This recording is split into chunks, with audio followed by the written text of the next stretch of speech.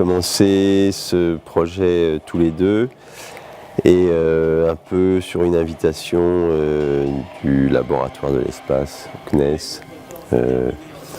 On a commencé à travailler un peu sur déchiffrer un peu ce que pouvait être, ce qu'était ce mouvement cosmiste. Qui est très important, en Russie, quoi. Qui a toujours une certaine importance, qui est à l'origine de toute la construction de la conquête spatiale du côté des Russes, quoi. En 1957, un objet terrestre fait de main d'homme fut lancé dans l'univers.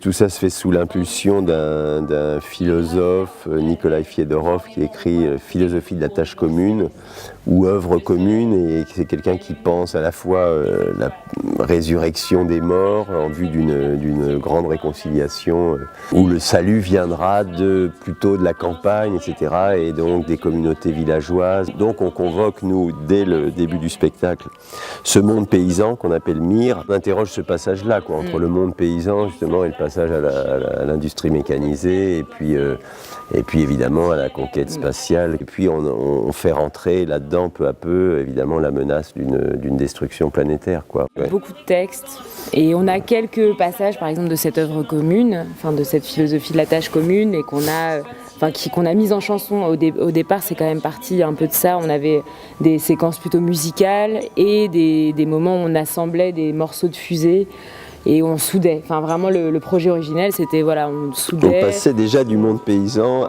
à l'univers des scientifiques. Oui, ou des mécaniciens de l'espace, quoi. C'est ça qui est assez intéressant chez Fiodorov, c'est qu'à la fois, il a comme ça cette utopie d'aller coloniser l'espace entièrement, et en même temps, il est contre le progrès. Il est dans une utopie agraire, et où il voit, en fait, c'est assez étonnant parce qu'il prophétise un peu les limites de l'enveloppe terrestre. Il dit on va épuiser les ressources, donc il va falloir trouver un projet d'expansion spatiale, quoi. Et donc nous, on trouvait que ça résonnait quand même d'une manière assez étonnante, ces écrits de ce mystique russe qui était vraiment un peu, très isolé, et comment finalement toute la conquête spatiale, elle va être complètement dépendante des avancées technologiques et militaires. Le satellite artificiel n'était pas un astre. Il n'allait pas tourner sur son orbite pendant ces durées astronomiques qui, à nos yeux de mortels, enfermés dans le temps terrestre, paraissent éternelles. On fabrique beaucoup d'objets en métal, en effet, qui peuvent s'apparenter plus ou moins à des sculptures ou à des dispositifs machiniques. Dans le travail d'Alexis et des Endimanchés, il y a toujours cette dimension-là qui est complètement au cœur du projet. C'est presque ça qui prend plus le pas sur... c'est comme une manière d'absorber aussi la matière textuelle sur laquelle on travaille. Aturatam, c'est une ovation, une explosion. Korolev est porté en triomphe par ses compagnons. Nous avons accueilli aujourd'hui le rêve de Konstantin Eduardovitch Tsiolkovsky, notre grand pionnier. Spoutnik est la première confirmation de sa prophétie.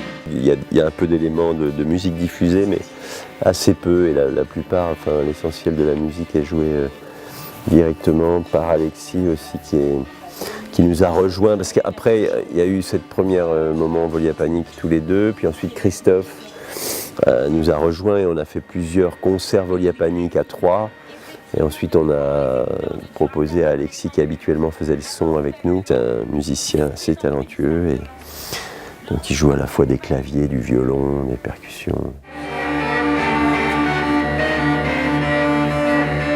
C'est un même mouvement, de construction à la fois musicale, textuelle, où on réagence comme ça des propositions de texte, et puis l'espace qui est toujours en mouvement, en fait.